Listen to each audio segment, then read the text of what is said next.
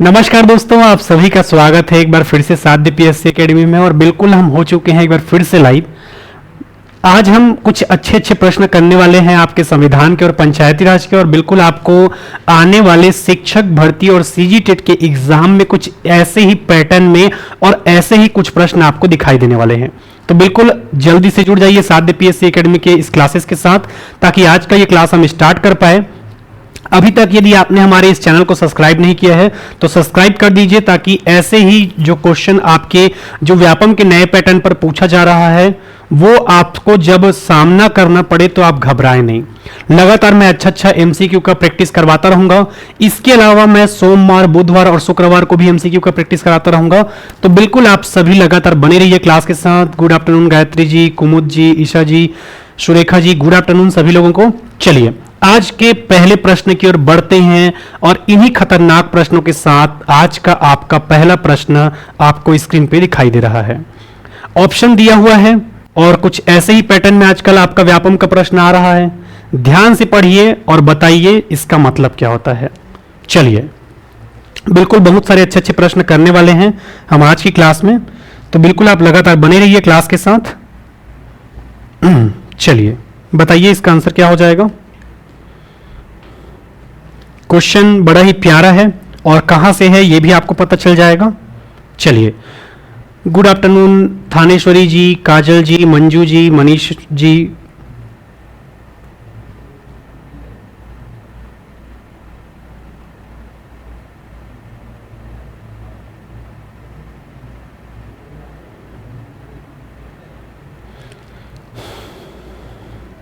चलिए जल्दी से बताइए कमेंट करके। Good afternoon, good afternoon. ध्यान से पढ़िए और बताते जाइए इसका आंसर क्या होगा।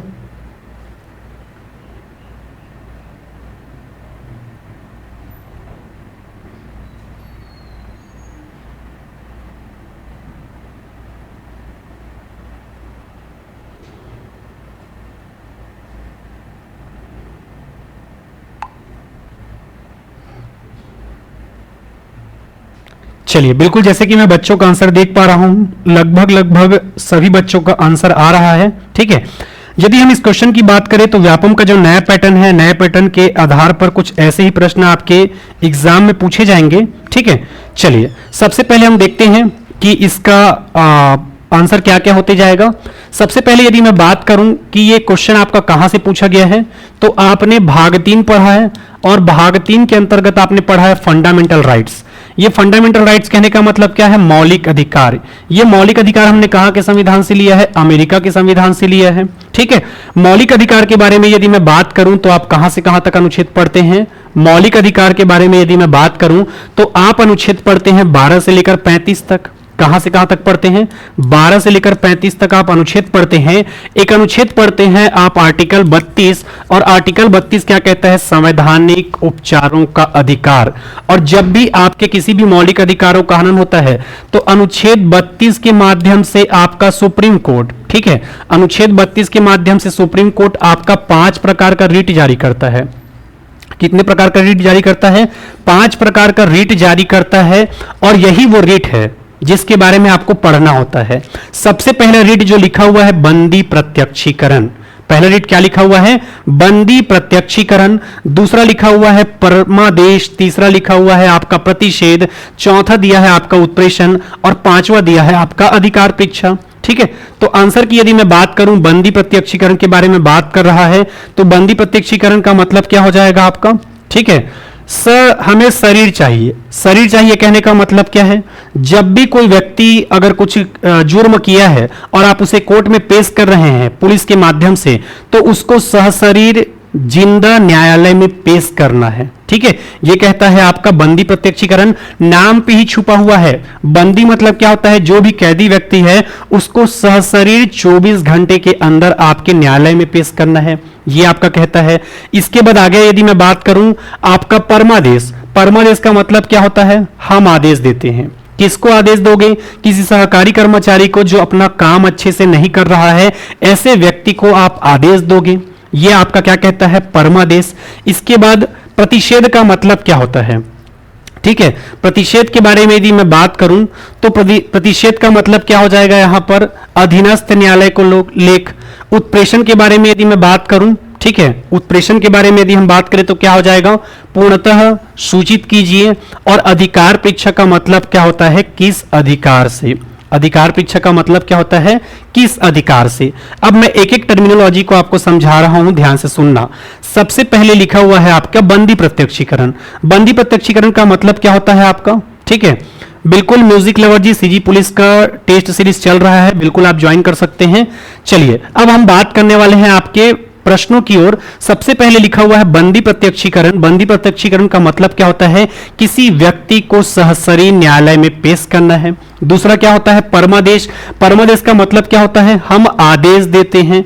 तीसरा उत्प्रेषण और प्रतिषेध, ये आपके हाई कोर्ट से सुप्रीम कोर्ट में जाने वाला मामला है। प्रतिषेध का मतलब क्या होता है, हाई कोर्ट में यदि कोई मामला चल रहा है, कहां पर आपके हाई कोर्ट में यदि कोई मामला चल रहा है तो उसको रोकवाकर सुप्रीम कोर्ट आधे रास्ते में ही अपने पास मंगवाएगा, उसे हम क्या कहते हैं, प्रतिषेध। अगर कोई मामला हाई कोर्ट में पूरा तरीके से खत्म हो चुका है, पूरी तरीके से कंप्लीट हो चुका है, उस मामले को हाई कोर्ट से जब सुप्रीम कोर्ट अपने पास मंगाएगा उसे हम क्या कहते हैं, आपका उत्प्रेषण। ठीक है, तो बिल्कुल पेपर में यदि पूछा जाएगा तो आप सभी को याद रखना है, आंसर क्या हो जाएगा इसका, सी, यानी कि थर्ड हो जाएगा ऑप्शन। अगला प्रश्न क्या है, ध्यान से पढ़िए और बताइए इसका आंसर क्या हो जाएगा। चलिए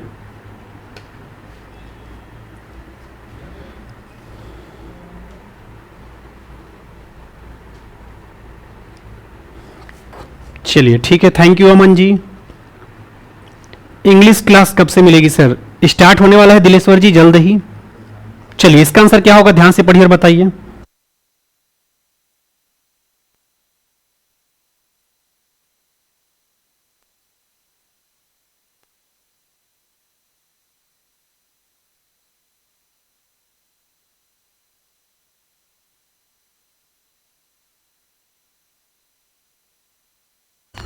चलिए क्वेश्चन क्या कह रहा है आपसे, लोकसभा और विधानसभा के सीटों के आरक्षण के बारे में बात कर रहा है।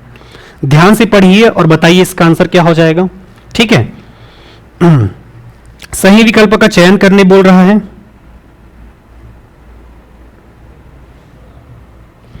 और ऐसे ही पैटर्न में आपका आजकल का क्या आ रहा है, प्रश्न आ रहा है। ठीक है, चलिए जल्दी से बनाइए, बोलिए सर। अमन यादव जी फिलहाल तो हमारे पास अभी है, ठीक है, अगर कभी आवश्यकता पड़ेगा तो बिल्कुल मैं आपसे कांटेक्ट करूंगा। फिलहाल हमारे पास है जो बनाता है वो, ठीक है, पर कभी भी यदि आवश्यकता रहा तो मैं आपसे बिल्कुल कांटेक्ट करूंगा।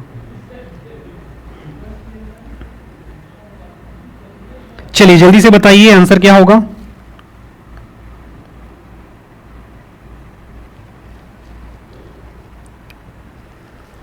कुछ ऐसे ही पैटर्न में आपको दिखाई देता है क्वेश्चन। सर जी कथन हमेशा सही रहता है क्या? बिल्कुल नहीं संजय जी, ऐसा कुछ भी नहीं है। Good afternoon Manju ji. प्रश्न क्या कह रहा है, ध्यान से पढ़िए। लोकसभा, ऐसे ही पैटर्न में आ रहा है आजकल आपका पेपर, और ऐसे ही पैटर्न में हम क्वेश्चन करेंगे। ठीक है, लोकसभा और विधानसभा में सीटों के आरक्षण के संबंध में निम्नलिखित में से कथनों को पढ़िए और सही विकल्प का चयन कीजिए। कथन पहला कह रहा है लोकसभा में 543 सीटों पर चुनाव हुआ था, यह कथन तो बिल्कुल सही है। 84 अनुसूचित जाति यानी कि एससी का सीट है, यह भी सही है। 44 अनुसूचित जनजाति के लिए सीट है, यह कथन आपका गलत है। ठीक है, याद रखना है 44 नहीं बल्कि कितना है आपका 47 है। ठीक है, याद रखना है आपको।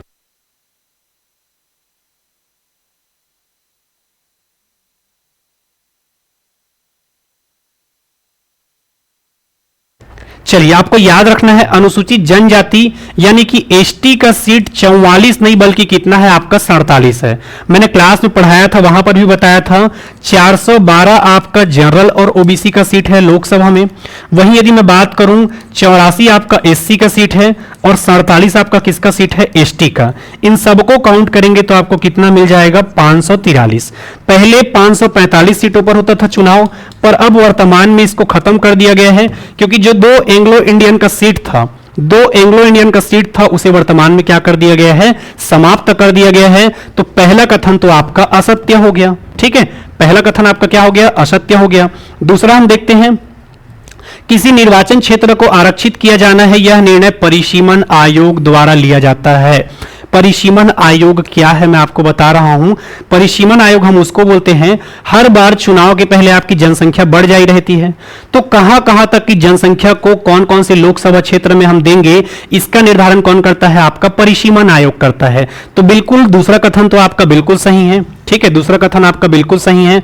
अगला हम देखते हैं कथन 3, परिसीमन आयोग की नियुक्ति लोकसभा का अध्यक्ष करता है, यह कथन भी आपका गलत है। तो ऑप्शन के हिसाब से यदि हम देखेंगे तो कथन 1 और 3 आपका असत्य है, लेकिन कथन 2 आपका क्या है, सत्य है। तो बिल्कुल जितने भी बच्चों ने आंसर टिक किया होगा 3 नंबर को, बिल्कुल उनका आंसर बिल्कुल सही हो जाएगा, ठीक है। बिल्कुल जितने भी बच्चों ने टिक किया होगा, याद रखना है 1 और 3 आपका क्या है, असत्य है, लेकिन 2 क्या है, आपका सत्य है, ठीक है। चलिए अगले प्रश्न की ओर बढ़ते हैं। अगला प्रश्न क्या कह रहा है, ग्राम पंचायत का सरपंच अप्रत्यक्ष रूप से कब छत्तीसगढ़ पंचायती राज अधिनियम 1993 के अनुच्छेद 13 के अनुसार निर्वाचित होता है।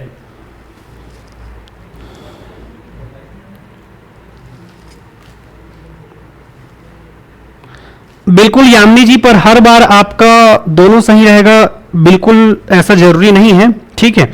मैक्सिमम टाइम में भले सही हो जाता है आपका, पर आप उस आधार पे नहीं जा सकते, आपको अपना नॉलेज गेन करना होगा, और नॉलेज गेन करने के आधार पर ही आप क्या कर सकते हैं, बनाएंगे कथन और कारण को। हमेशा आपका कथन और कारण सही रहेगा जरूरी नहीं है, ठीक है, मैक्सिमम चांसेस में आपका रहता है, मैं मानता हूं उस चीज को। चलिए अब यहां पर तो मामला फंस गया है। ग्राम पंचायत का सरपंच अप्रत्यक्ष रूप से, जबकि मैंने क्लास में आपको क्या पढ़ाया है, सरपंच का चुनाव कैसे होता है, प्रत्यक्ष रूप से होता है, पढ़ाया है। तो या तो ये क्वेश्चन गलत होगा, या तो मैंने गलत पढ़ाया होगा, दोनों में से एक चीज होगा, ठीक है। या तो ये क्वेश्चन गलत होगा, या तो मैंने गलत पढ़ाया है। मैंने आपको क्लास में क्या पढ़ाया है कि सरपंच का चुनाव प्रत्यक्ष होता है, बिल्कुल सही बोला है मैंने, सरपंच का चुनाव प्रत्यक्ष ही होता है। लेकिन ये आपके रेयर कंडीशन की बात कर रहा है, जैसे कि आपके गांव में चल रहा है कोरोना, ठीक है, जैसे कि आपके गांव में क्या चल रहा है, कोरोना चल रहा है। अब कोरोना चल रहा है, उस दौरान आप सरपंच का चुनाव नहीं करवा पा रहे हो, तो हमारे संविधान और हमारे पंचायती राज में ऐसा कुछ तो नियम होना चाहिए जिसमें यदि हम नए सरपंच को नहीं चुन पा रहे हैं तो कुछ और प्रक्रिया से चुना जा सके। तो ये उस कंडीशन की बात करता है, जैसे कि आपके गांव में कोरोना चल रहा है, या कोई ऐसी महामारी चल रही है जिसमें लोग जाकर वोट करने में सक्षम नहीं है, ऐसे कंडीशन की बात कर रहा है। तब ऐसे कंडीशन में जब सरपंच का चुनाव लंबित हो जाता है, लंबित कहने का मतलब क्या है, लेट हो जाता है, जब सरपंच का चुनाव लेट हो जाता है, ऐसे कंडीशन में पंच अपने में से किसी एक व्यक्ति को नए सरपंच के रूप में चुनते हैं। तो ये कंडीशन आपको याद रखना है। धारा 13 क्या कहता है, जब सरपंच का चुनाव लंबित हो, लंबित हो मतलब आपके गांव में फॉर एग्जांपल के तौर पे कोरोना चल रहा है, कोरोना चल रहा है, तो आप नए सरपंच को तो चुन नहीं सकते, क्योंकि वहां पर सोशल डिस्टेंस इधर उधर का बहुत सारा चीज रहता है। तो ऐसे कंडीशन में आपको याद रखना है, अगर ऐसा कंडीशन बनता है आपके गांव में, तो उस कंडीशन में आपका धारा 13 यह कहता है कि किसी कारण से यदि सरपंच का चुनाव लंबित है, तो बिल्कुल आपका धारा 13 कहता है कि आप वहां पर अप्रत्यक्ष रूप से चुन सकते हो। बाकी अभी आपका नॉर्मल कंडीशन में आप देखोगे तो आपके सरपंच का चुनाव प्रत्यक्ष ही हुआ है, ठीक है। चलिए अगले क्लास की क्वेश्चन की ओर हम बढ़ते हैं। अगला क्वेश्चन क्या है, भारत का मूल संविधान किसके द्वारा लिखा गया था। ठीक है अमन यादव जी, आप भेज दीजिएगा, ठीक है, इतना रिक्वेस्ट कर रहे हैं तो मैं मना नहीं करूंगा। साध्य पीएससी एकेडमी का जो भी नंबर होगा उसमें भेज दीजिएगा, ठीक है, एक बार देख लूंगा मैं, बिल्कुल मैं आपके काम की रिस्पेक्ट कर रहा हूं। अभी वर्तमान में हमारे पास था इसीलिए मैं कुछ नहीं बोल रहा था, पर फिर भी आप बोल रहे हैं तो एक बार सेंड कर दीजिएगा साध्य पीएससी एकेडमी के नंबर पे, ठीक है।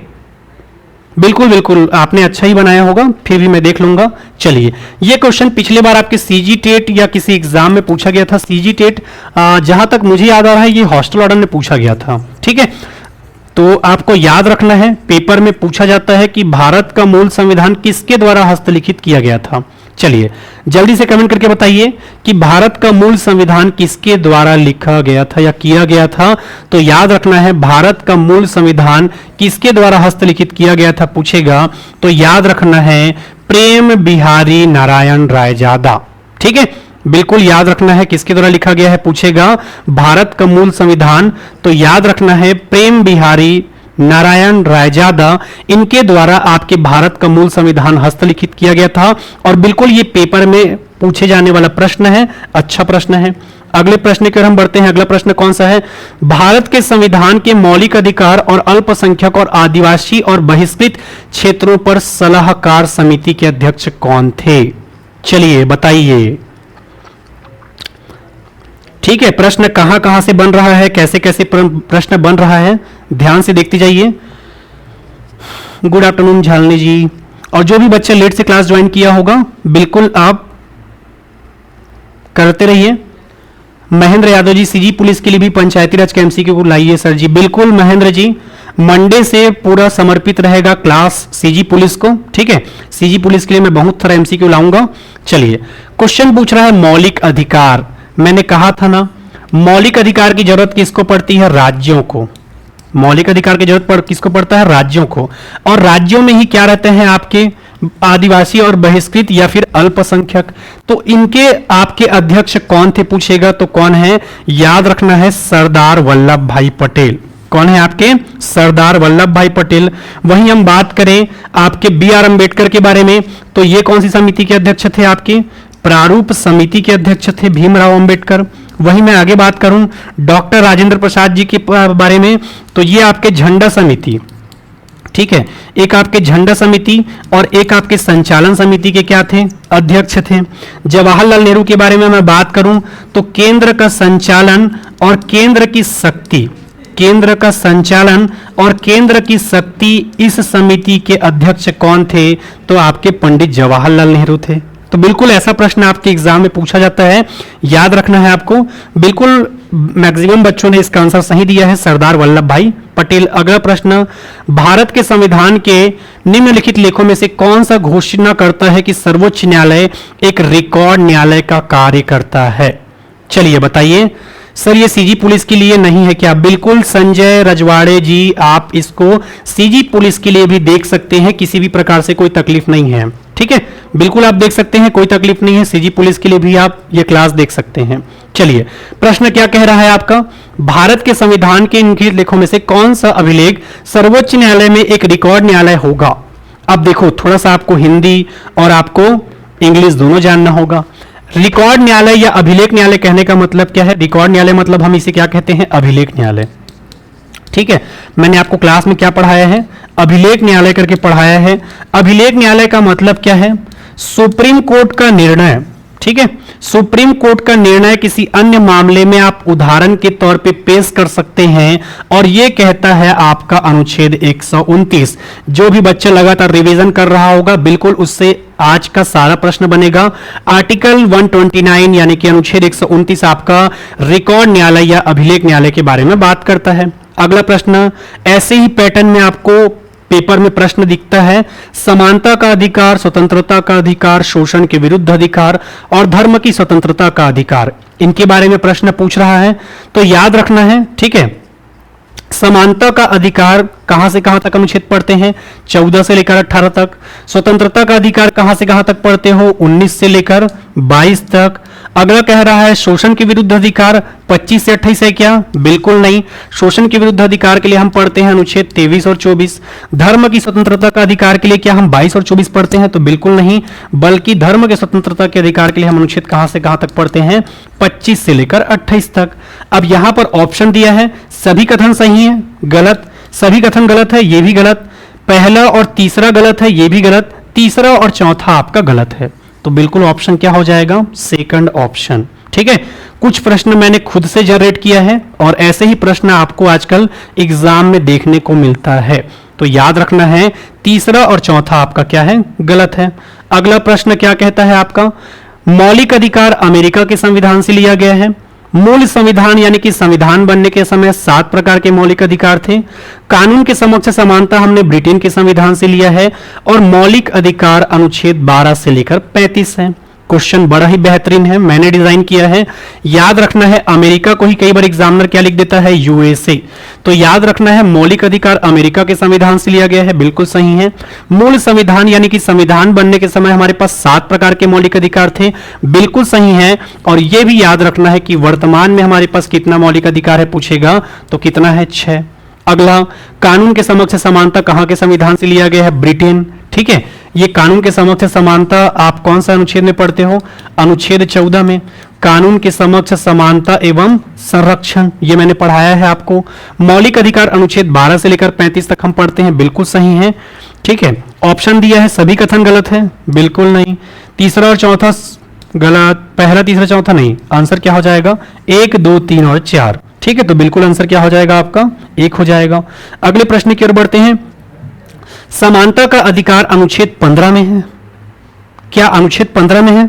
बिल्कुल नहीं। समानता का अधिकार अनुच्छेद किस में है? 14 में। लिंग, जाति, धर्म के आधार पर भेदभाव अनुच्छेद 17 में है, बिल्कुल नहीं। अनुच्छेद आपके 16 में है। ठीक है, अनुच्छेद 15 में। इसके अलावा हम आगे देखते हैं, अस्पृश्यता का अंत अनुच्छेद 18 में है, बिल्कुल नहीं। अस्पृश्यता का अंत किस में है? आपके अनुच्छेद 17 में। अगला क्या है आपका? उपाधियों का अंत अनुच्छेद 17 है, बिल्कुल नहीं। उपाधियों का अंत आपका अनुच्छेद 18 है। ठीक है, तो यहां पर तो एक भी कथन आपका क्या नहीं है? सही नहीं है। और कुछ ऐसा प्रश्न भी व्यापम आजकल पूछने लगा है, तो थोड़ा सा आपको दिमाग लगा के पढ़ना होगा क्वेश्चन को। यहां पर सभी कथन गलत है। आने वाले टाइम पे ऐसा क्वेश्चन भी आपका व्यापम सेट कर सकता है, क्योंकि अब वो यूपीएससी की तर्ज पे बात करता है बार बार। तो यूपीएससी में ऐसे ही प्रश्न आपके जनरेट किए जाते हैं, किसी को यकीन भी नहीं होगा कि सभी का सभी कैसे गलत हो जाएगा करके, पर ऑप्शन तो दिया है भैया। अगला प्रश्न, पंचायती राज के क्रियाकलापों पर निम्न की समितियों को आरोही क्रम में बताइए। चलिए बताइए क्या हो जाएगा। आरोही का मतलब क्या होता है ये आपको जानना होगा, और अवरोही का मतलब क्या होता है ये जानना होगा, तब आप प्रश्नों को बना पाएंगे। आरोही का मतलब क्या होता है? बढ़ते क्रम में। आरोही का मतलब क्या होता है? बढ़ते क्रम में। बलवंत राय मेहता समिति कब आया था? आपका 1957 में। अशोक मेहता कब आया था? आपके 1977 में। जीवीके राव कब आया था? आपके 1985 में। एमएल सिंघवी कब आया था? आपका 1986 में। बढ़ते बोल रहा है, आरोही का मतलब क्या होता है? बढ़ते क्रम। तो आंसर क्या हो जाएगा? 1 2 3 और 4। मेरे ख्याल से सी होना चाहिए। एक बार आंसर आप लोग चेक कर लीजिए। ठीक है, बिल्कुल कुछ ऐसे ही प्रश्न आपको एग्जाम में पूछे ही जाते हैं। अगले प्रश्न की ओर बढ़ते हैं हम। अगला प्रश्न कौन सा है आपका? अगला प्रश्न है, समितियों को उनके सही जोड़ी पे मिलाना है आपको। ठीक है, चलिए कौन सा युग्म सही है पूछ रहा है। दांतेवाला समिति ग्रामीण विकास कार्यक्रमों में विद्यमान प्रशासनिक व्यवस्थापन नहीं। जीवीके राव समिति खंड स्तर पर नियोजन नहीं। के संथानम समिति पंचायती राज और वित्तीय समितियों पर बोल रहा है, और अगला बोल रहा है बलवंत राय मेहता पंचायती राज संस्थान। चलिए ध्यान से पढ़िए और बताइए इसका आंसर क्या हो जाएगा।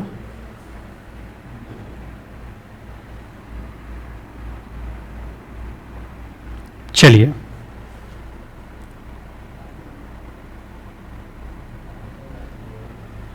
ठीक है, संथानम मतलब समझ गया ना, के संथानम आपका। तो क्या के संथानम समिति ने पंचायती राज और वित्तीय समिति दिया है? ठीक है, तो ये भी कथन गलत हो जाएगा। तो आंसर क्या हो जाएगा? बलवंत राय मेहता समिति ने पंचायती राज संस्थान दिया है। उन्होंने पंचायतों को 3 स्तर में बांटने की बात की थी। ग्राम स्तर पर ग्राम पंचायत, जनपद स्तर पर जनपद पंचायत और जिला स्तर पर जिला पंचायत। अगले प्रश्न की ओर बढ़ते हैं। अगला प्रश्न कह रहा है, कौन सा कथन सही है? पंचायती राज में 15 अध्याय, 4 अनुसूची और 132 धारा है। पंचायती राज में 4 अध्याय, 15 अनुसूची और 148 धारा है। पंचायती राज में 153 धारा, 4 अनुसूची और 14 धारा है। पंचायती राज में 10 धारा, 5 अनुसूची और 154 धारा है। ठीक है, तो बिल्कुल यहां से आपके एग्जाम में प्रश्न पूछा जाता है। पंचायती राज में 15 अध्याय, 4 अनुसूची और 132 क्या है आपके पास? धाराएं हैं। तो बिल्कुल आपको याद रखना है, पेपर में यह प्रश्न पूछा जाता है। तो आंसर क्या हो जाएगा? 1। अगला प्रश्न, सीजीपीएससी में अभी चल रहा है आपका 70% का डिस्काउंट, तो बिल्कुल आप जुड़ सकते हैं क्लासेस के साथ। इससे अच्छा मौका आपका नहीं मिलेगा। सबसे पहले आपको साध्य पीएससी एकेडमी का मोबाइल एप्लीकेशन डाउनलोड करना होगा और इस महाभयंकर ऑफर का फायदा उठाना होगा दोस्तों। इससे बड़ा और सुनहरा मौका आपको बिल्कुल नहीं मिलेगा। इसके साथ ही साथ आप इस नीचे दिए गए नंबर पे कांटेक्ट भी कर सकते हैं अगर कुछ दिक्कत होगा तो। अगला प्रश्न, सीजीपीएससी का नया बैच प्रारंभ हो चुका है, तो बिल्कुल आप ज्वाइन कर सकते हैं साध्य पीएससी एकेडमी। एक एक्सपीरियंस टीचर्स के साथ और एक अच्छे टीचर्स के साथ पढ़ने का फायदा आपको सीजीपीएससी प्री में मिलेगा। जब अलग अलग टीचर आपके साथ एक्सपीरियंस साझा करेगा तो बिल्कुल उसका फायदा होगा। सीजी व्यापम के विभिन्न प्रतियोगी परीक्षा, जैसे कि अभी सामने आपका अमीन पटवारी है, या सीजी व्यापम के अंतर्गत जो भी एग्जाम होता है, बिल्कुल आप साध्य पीएससी एकेडमी के माध्यम से तैयारी कर सकते हैं। सबसे पहले आपको साध्य पीएससी एकेडमी का मोबाइल एप्लीकेशन डाउनलोड करना होगा। राधे राधे यूनिक टाइम जी। अगला प्रश्न, कौन सा कथन सत्य है पूछ रहा है। ये पंचायती राज का प्रश्न है। अध्याय 1 में धारा 1 एवं 2 की चर्चा है, बिल्कुल सही है। ये आपका किसके बारे में बात करता है, परिभाषा, इंट्रोडक्शन वाला पोर्शन है आपका। अध्याय 2 आपके ग्राम सभा के बारे में बात करता है। ग्राम सभा के लिए आप बेसिकली जब सामान्य क्षेत्र की बात करें तो धारा 6 एवं 7 पढ़ते हैं, ठीक है, तो 3 से 7। अध्याय 3 क्या कहता है, आपका पंचायतों की स्थापना के बारे में बात करता है। ग्राम पंचायत, जनपद पंचायत और जिला पंचायत की स्थापना के बारे में बात करता है। तो बिल्कुल उपयुक्त सभी सही है इसका आंसर। 1, 2 और 3 सभी आंसर इसका सही है। अगले प्रश्न की ओर बढ़ते हैं। अगला प्रश्न क्या कह रहा है, पंचायती राज के अंतर्गत छत्तीसगढ़ पंचायती राज अधिनियम 1993 के बारे में पूछ रहा है। चलिए बताइए।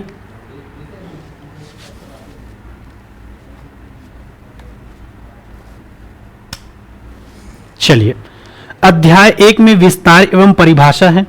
कौन कौन सा कथन सत्य है पूछ रहा है, बिल्कुल सही है। अध्याय 2 में ग्राम सभा है, बिल्कुल सही है। 3 में पंचायत राज की स्थापना है, ठीक है। अध्याय यहां पर हम पढ़ते हैं धारा 1 एवं 2, यहां पर 3 से लेकर 7 और फिर 8 से लेकर 41 तक धारा पढ़ते हैं। तो बिल्कुल इसका आंसर भी क्या हो जाएगा, उपयुक्त सभी हो जाएगा। तो बिल्कुल जितने भी बच्चों ने आंसर टिक किया होगा बिल्कुल सही हो जाएगा, ठीक है। सर सीएमओ की तैयारी करना है, बिल्कुल कर सकते हैं, कोई दिक्कत नहीं है। साध्य पीएससी एकेडमी में आप बिल्कुल जुड़ सकते हैं। देखिए कौन सा कथन सत्य है पूछा है, तो आंसर आपका क्या होगा, डी होगा ना, उपयुक्त सभी सही है। सी नहीं होगा बल्कि डी होगा। चलिए अगले प्रश्न की ओर बढ़ते हैं। छत्तीसगढ़ पंचायती राज अधिनियम 1993 में कौन सा कथन सत्य है। धारा 3 अधिसूचना की चर्चा करता है, बिल्कुल सही कथन है। याद रखना है पंचायतों के अंतर्गत अधिसूचना कौन जारी करता है, आपका राज्यपाल, चाहे किसी क्षेत्र को बढ़ाना हो या घटाना हो, बिल्कुल सही है। धारा 4 मतदाता सूची के बारे में बात करता है। आप गांव के हो तो गांव में और शहर के हो तो शहर में, वहां की मतदाता सूची में आपका नाम है कि नहीं, ये हमको कहां से पता चलेगा, धारा 4 से। धारा उपधारा में धारा 5 में, ठीक है, धारा 5 में पंजीकरण की चर्चा की गई है, बिल्कुल ये कथन भी सही है। तो यहां पर से यदि हम देखेंगे, ठीक है, 1993 में कौन सा कथन सत्य है छत्तीसगढ़ पंचायती राज अधिनियम 1993 के अनुसार, तो चारों के चारों सही हैं। 3 क्या कहता है आपका, अधिसूचना, धारा 3 क्या कहता है, पंचायतों की अधिसूचना के बारे में बात करता है। 4 कहता है मतदाता सूची, और प से 5 और प से आपका पंजीकरण। तो बिल्कुल इसका आंसर भी क्या हो जाएगा, उपयुक्त सभी। अगले प्रश्न की ओर बढ़ते हैं। अगला प्रश्न कौन सा है, भारतीय संविधान का कौन सा अनुच्छेद राष्ट्रपति द्वारा शपथ या प्रतिज्ञान के बारे में बात करता है। चलिए बताइए। अच्छा, बिल्कुल कर सकते हैं ज्ञान टीवी जी। सीएमओ की तैयारी अगर करना चाहते हैं तो बिल्कुल कर सकते हैं, कोई दिक्कत नहीं है। पहले पीएससी साथ में मर्ज करके लेता था सीएमओ का एग्जाम, अब इस बार देखना दिलचस्प रहेगा कि वो सीएमओ का अलग से कंडक्ट करवाता है क्या, ठीक है। आप नगर पंचायत, नगर पालिका, नगर निगम के अधिकारी बनेंगे सीएमओ का पोस्ट लेने के बाद, तो इस बार देखना दिलचस्प रहेगा कि सीजीपीएससी सिंगल कंडक्ट करवाएगा या मर्ज करके, ठीक है।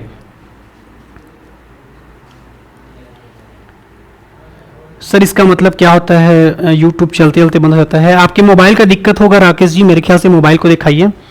कौन सा अनुच्छेद राष्ट्रपति द्वारा शपथ या प्रतिज्ञान के बारे में बात करता है। अनुच्छेद 72 क्या कहता है, राष्ट्रपति का क्षमादान। अनुच्छेद 56 क्या कहता है, राष्ट्रपति का कार्यकाल। क्या कहता है, राष्ट्रपति का कार्यकाल। और अनुच्छेद 60 किसके बारे में बात करता है, शपथ के बारे में। अब आपको यह याद रखना होगा कि राष्ट्रपति को शपथ कौन दिलवाएगा, तो याद रखना है राष्ट्रपति को शपथ दिलवाता है सुप्रीम कोर्ट का सीजीआई। सीजीआई कहने का मतलब क्या है, चीफ जस्टिस ऑफ इंडिया, या इसे ही हम कहते हैं भारत का मुख्य न्यायाधीश। तो पेपर में यदि पूछा जाएगा तो याद रखना है सुप्रीम कोर्ट का सीजेआई, या इसे ही हम क्या कहते हैं, भारत का मुख्य न्यायाधीश। तो बिल्कुल आपको याद रखना है, आंसर क्या हो जाएगा, अनुच्छेद 60। अगला प्रश्न, भारत के राष्ट्रपति को किस अनुच्छेद के तहत उल्लंघन के लिए महाभियोग लगाया जाता है? ठीक है, याद रखना है, महाभियोग के बारे में बात कर रहा है। किसके बारे में बात कर रहा है? महाभियोग के बारे में बात कर रहा है। तो ये जो महाभियोग है ये हमने कहां के संविधान से लिया है? अमेरिका के संविधान से लिया है।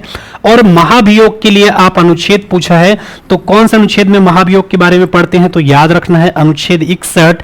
अनुच्छेद 61 कहता है आपके राष्ट्रपति के महाभियोग के बारे में बात करता है। तो बिल्कुल आंसर क्या हो जाएगा? दूसरा। अगला प्रश्न कह रहा है, भारत में निम्नलिखित में से किसके पास किसी भी अपराधी की सजा को माफ करने, लघुकरण करने या प्रतिलंबन करने की शक्ति प्राप्त होती है?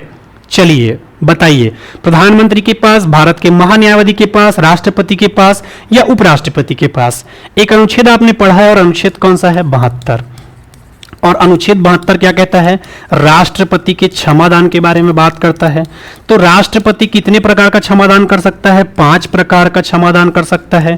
पहला खुद क्षमादान, दूसरा क्या है आपका? लघुकरण, दूसरा क्या है आपका? लघुकरण, तीसरा क्या है आपका? प्रतिहार, तीसरा क्या है आपका? प्रतिहार, चौथा क्या है आपका? प्रतिलंबन, और पांचवा क्या है आपका? विराम।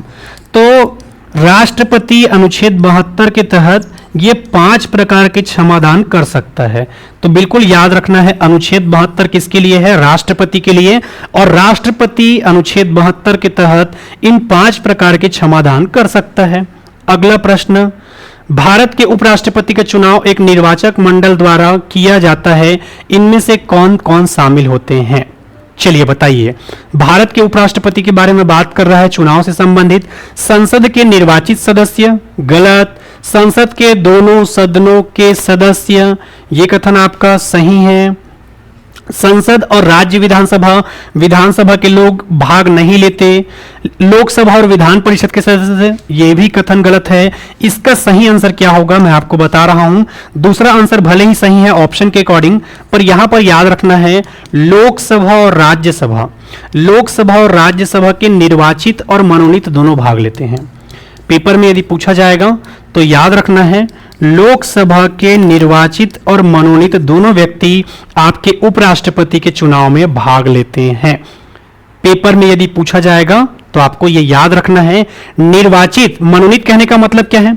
राष्ट्रपति जो राज्यसभा में 12 लोगों को मनोनीत करता है, ये मनोनीत व्यक्ति कौन कौन होते हैं? जो साहित्य, कला, विज्ञान और समाज सेवा, ठीक है, इन 4 क्षेत्रों में जो उत्कृष्ट कार्य करते हैं, ऐसे व्यक्तियों को राष्ट्रपति राज्यसभा में 12 लोगों को मनोनीत करता है। तो याद रखना है उपराष्ट्रपति के चुनाव में, चूंकि ये प्रश्न आने ही वाला है आपके एग्जाम में, याद रखना है उपराष्ट्रपति के चुनाव में यदि पूछा जाएगा तो क्या याद रखोगे? याद रखना है आपको, पेपर में यदि पूछा जाएगा तो, कि उपराष्ट्रपति के चुनाव में निर्वाचित के साथ साथ मनोनीत व्यक्ति भी भाग लेते हैं, और कहां के? लोकसभा और राज्यसभा के। ठीक है, अगले प्रश्न की ओर हम बढ़ते हैं। अगला प्रश्न क्या है? ठीक है, यहां पर तो ऑप्शन के अकॉर्डिंग बी सही होगा। सब इंस्पेक्टर एसआई, जिसका अभी तक फिलहाल कुछ पता नहीं चल रहा है, पर यदि आपको वर्दी का शौक है तो पेपर कब होगा, फिजिकल कब होगा, आप अपने तरफ से पूरी तरीके से तैयार रहिए। साध्य पीएससी एकेडमी में सब इंस्पेक्टर की क्लासेस चल रही है। सहायक शिक्षक विज्ञान प्रयोगशाला, जो साइंस वाले बच्चे हैं जिनके लिए कुछ भी वैकेंसी नहीं आया है अच्छे से, और एक बड़ा ही दुखद ये खबर रहा, तो ऐसे बच्चे सहायक विज्ञान प्रयोगशाला की तैयारी कर सकते हैं। ठीक है, चलिए, तो ऐसे ही हम अच्छे अच्छे खबरों के साथ आपके साथ मिलते रहेंगे। आज का क्लास फिलहाल हम लोग यहीं पर ओवर करेंगे। जाने से पहले कमेंट करके जरूर बताएं कि आज का क्लास आप सभी को कैसा लगा। क्या मैं सोमवार, बुधवार और शुक्रवार को ऐसे ही आप सबके लिए एमसीक्यू लाता रहूं, यह भी कमेंट करेंगे। जाने से पहले बिल्कुल लाइक बटन प्रेस करेंगे, और अभी तक यदि आपने हमारे इस चैनल को सब्सक्राइब नहीं किया है तो बिल्कुल सब्सक्राइब कर देंगे। ठीक है, चलिए, और मुलाकात होगा आप सबसे, तब तक के लिए धन्यवाद। जाने से पहले जरूर कमेंट करें, क्या ऐसे ही क्लास आपके लिए हम लाते रहे? तो बिल्कुल आपके लिए लाते रहेंगे। चलिए, ठीक है, तो और मुलाकात होगा, ठीक है, जल्द ही। तब तक के लिए धन्यवाद। जय हिंद, जय भारत, जय छत्तीसगढ़।